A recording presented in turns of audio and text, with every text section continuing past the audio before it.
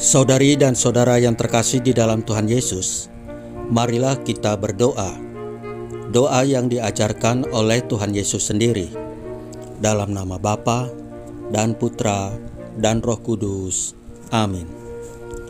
Bapa kami yang ada di surga, dimuliakanlah namamu.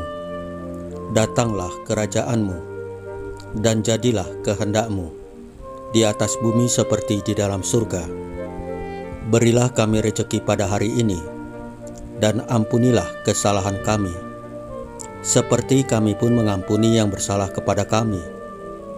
Dan janganlah masukkan kami ke dalam pencobaan, tetapi bebaskanlah kami dari yang jahat. Ya Roh Kudus, hadirlah saat ini untuk memimpin dan membimbing kami dalam membaca firman Tuhan Yesus dan merenungkannya, sehingga kami dapat mengerti maknanya dan dapat kami laksanakan dalam hidup kami sehari-hari di tengah masyarakat kami. Pembacaan Injil Matius bab 22 ayat 34 sampai dengan ayat 40. Pengorbanan. Ketika orang-orang Farisi mendengar bahwa Yesus telah membungkam orang-orang Saduki, berkumpullah mereka. Seorang dari mereka, seorang ahli Taurat, bertanya untuk mencobai dia, "Guru, perintah manakah yang terutama dalam hukum Taurat?" Jawab Yesus kepadanya, "Kasihilah Tuhan Allahmu dengan segenap hatimu, dengan segenap jiwamu, dan dengan segenap akal budimu. Itulah perintah yang terutama dan yang pertama. Perintah yang kedua, yang sama dengan itu, ialah, kasihilah sesamamu manusia seperti dirimu sendiri.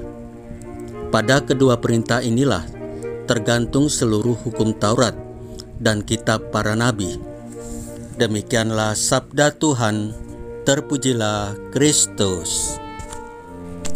Saudari-saudara yang terkasih di dalam Tuhan Yesus, kita patut bersyukur karena pada hari Minggu ini Tuhan Yesus mengingatkan kita kembali hukum atau perintah utama dan pertama, yaitu hukum kasih.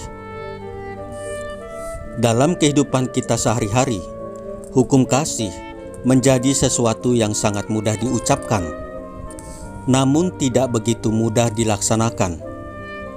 Butuh kesadaran dan komitmen yang tinggi untuk melibatkan seluruh jiwa dan raga. Namun, kita bersyukur bahwa Tuhan Yesus sebagai Sang Pemberi Hukum telah memberikan teladan secara sempurna melalui hidup, sengsara, wafat, dan kebangkitannya sebagai perwujudan kasih tanpa batas itu.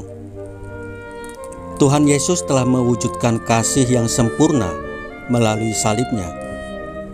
Pengorbanan kasih yang memuncak dalam salib atau sengsara Tuhan Yesus Kristus menjadi pola hubungan kasih secara vertikal dan horizontal. Bagaimana dengan pengalaman kita sebagai pengikutnya?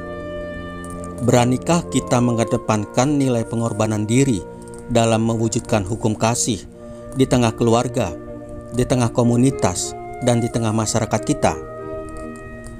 Dunia dan masyarakat masih membutuhkan sentuhan hukum kasih.